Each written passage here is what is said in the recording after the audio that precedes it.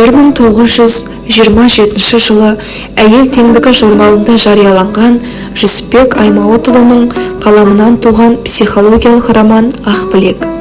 Ақбілек шығарманың басты тұлғасы.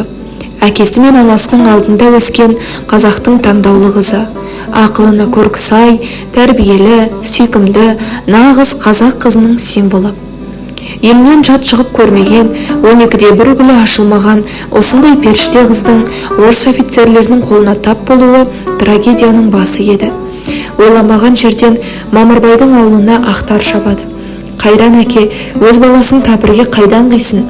Әкесінің шаңырағын ортасына түсіріп, анасын азаптап өлтірген орыстардың жан түршігерлік ісі Ақбілектің есіне таңба болып басылды.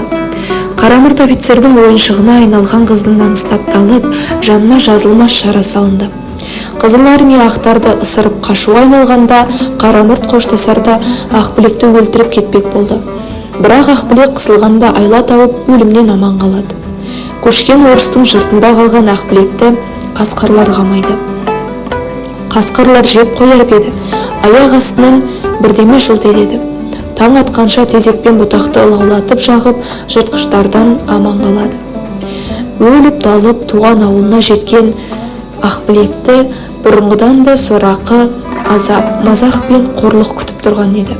Өртте қаулаған әйелдердің өсегі тірі адамды бетіне қаратпайды. Ауылға келген 15 күннің ішінде жоқтау айтып келгендермен көрісіп, анасын есіне түсіріп үхілдейді. Бұрынғы ғашығы Бекболат сұмдық оқиғаны естігеннен кейін Ақбілектен теріс айналып кетеді. Бұрынғыдай еркелететін анасы жоқ, әкесінің қабағын баққан Ақбілек өзіне деген мейірімділіктің жоқ екенін сезеді. Жан-жақтан талауға түскен Ақбілекке Әмір ағасының әйелі Ұрқия шын жанашырлық танытады. Қарамұрт офицерден біткен баланы бағып-қағып жетілдіруі де кез келгеннің қолынан келе бермес ерлік іс.